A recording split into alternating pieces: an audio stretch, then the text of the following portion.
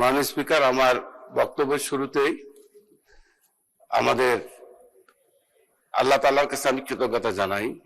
মহান আল্লাহ তাআলা এই বাজেট অধিবেশনে আমাকে বক্তব্য রাখার সুযোগ করে দিয়েছেন।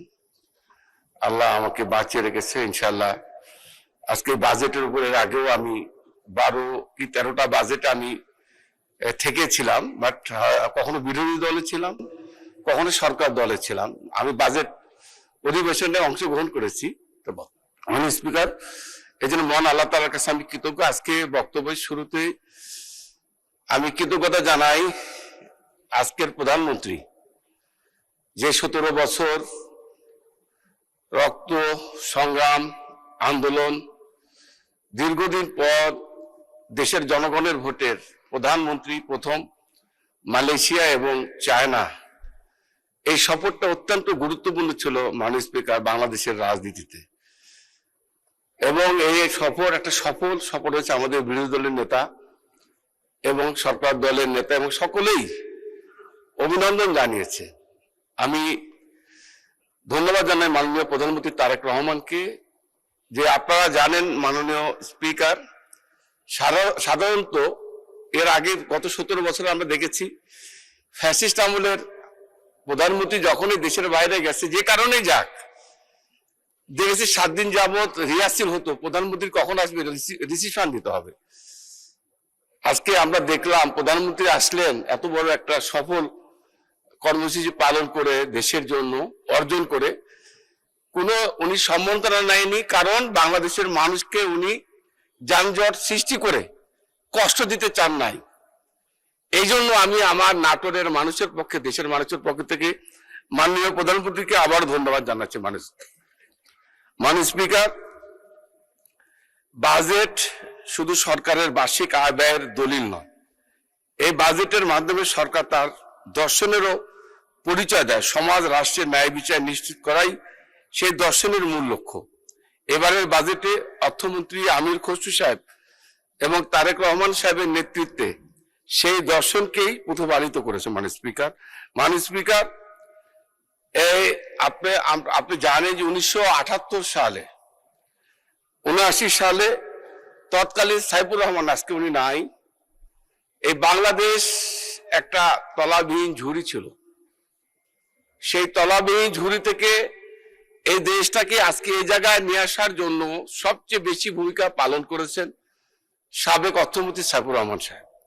1978-79 সালে সেই সময় ব্যাক টু ব্যাক ব্যান্ড ওয়্যার হাউসের প্রবর্তন করেন, ফলে গার্মেন্টসের রপ্তানি সেই সময় শুরু হয়। মাননীয় স্পিকার, তারপরে 1980-82 সালে সাইফুর রহমান সাহেব প্রথম বাংলাদেশে প্রাইভেট ব্যাংক, এই যে ব্যাংকগুলো আজকে যে ব্যাংকগুলো শত শত ব্যাংক বানিয়ে হাসিনা টাকা পয়সা লুটপাট করে নিয়ে গেছে, উনি বাংলাদেশের মানুষের সুবিধার্থে প্রাইভেট ব্যাংক উনি সৃষ্টি করেছেন। পরবর্তীকালে আপনি জানেন মাননীয় স্পিকার, 1991 সালে আমরা দেখেছি, এখানে আমাদের যারা এমপি সাহেবরা আছেন তারা সবাই জানেন, বাজেট যখনই আসে তখনই আমরা দেখতাম প্যারিস কনফারেন্স, অমুক কনফারেন্স, সেখান থেকে ভিক্ষার টাকা আসবে, সেই ভিক্ষার টাকা দিয়ে বাজেট হবে।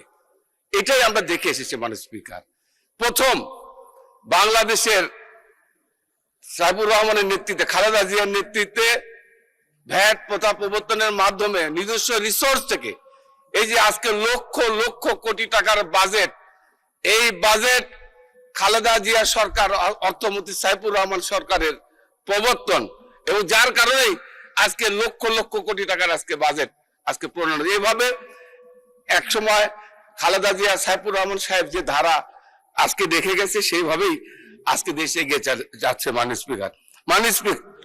স্পিকার, আমি আজকের এই বাজেট বক্তৃতায় গতকালকে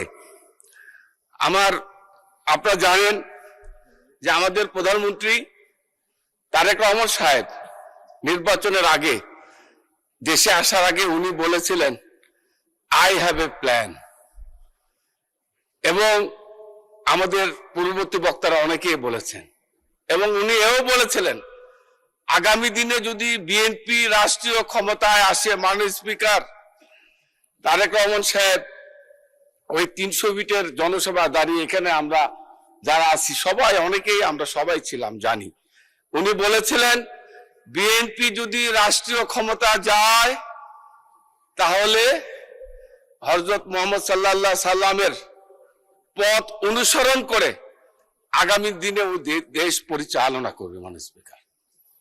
মাননীয় স্পিকার, গতকালকে পার্থ, মাননীয় সংসদ সদস্য নাজির রহমান মঞ্জুর জ্যেষ্ঠ সন্তান, আমি তার বাবাকে অনেক সম্মান করি, উনি অনেকগুলো কথা কালকে বলেছেন। আমি তার প্রেক্ষিতে আমি যেটা বলতে চাই, মাননীয় স্পিকার, আল্লাহর পবিত্র ঘর দেখার আমার সুযোগ হয়েছে, আরাফাতের ময়দানে আমার যাওয়ার সুযোগ হয়েছে। মাননীয় স্পিকার, আরাফাতের ময়দানের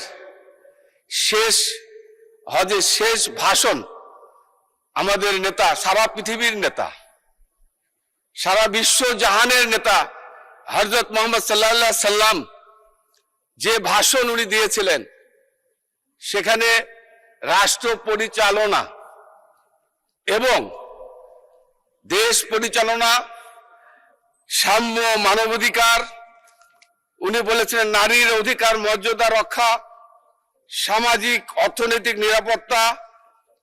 আমাদের নেতা হযরত মুহাম্মদ সাল্লাল্লাহু আলাইহি সাল্লাম বলেছিলেন শ্রমিকের মর্যাদা অধিকার, উনি বলেছেন সুদ, শোষণ মুক্ত অর্থনৈতিক সুবিচার। আমাদের নেতা হযরত মুহাম্মদ সাল্লাল্লাহু আলাইহি সাল্লাম আরেকটা কথা বলেছিলেন, মাননীয় স্পিকার, রাজনৈতিক সম্প্রতি প্রতিশোধ পরায়ণ না হওয়ার নীতি।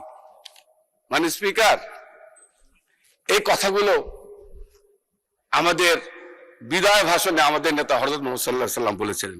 আমি এই বিষয়ে দুই একটি কথা আলোকপাত করতে চাই। মাননীয় স্পিকার, আমি জানি আমার সময় তো নির্ধারিত, আপনি গতকাল মাননীয় স্পিকার স্যার বলেছেন মুদির দোকানে লেখা থাকে বাকি চাইয়া লজ্জা দেবেন না। তো আমি আপনাকে বলছি, আমি এই যে কথাগুলো পয়েন্টগুলো বলেছি আমাদের নেতা হযরত মুহাম্মদ সাল্লাল্লাহু আলাইহি সাল্লামের উদ্ধৃতি দিয়ে, এই কথাগুলো একটু আমি বলবো, যে একটু টাইম লাগে, আপনি আমাকে সুযোগ দিন, মানে বলে আমি শেষ করবো। মাননীয় স্পিকার, আপনি জানেন আমাদের নেতা বলেছেন হযরত মুহাম্মদ সাল্লাল্লাহু আলাইহি সাল্লামের পথ উনি অনুসরণ করে আগামী দেশ পরিচালনা করুন। উনি বলেছিলেন, আজকে উনি বলেছেন সাম্য, মানবাধিকার। বিদায় হজের ভাষণে রাসূলুল্লাহ সাল্লাম ঘোষণা করেছিলেন যে আরব অনারবদের মধ্যে যে সংঘাত, সাদা কালোর মাঝে যে ভেদাভেদ, এটা। ধন্যবাদ মাননীয় সদস্য। I am abide by the earlier decision. I cannot extend time. Thank you.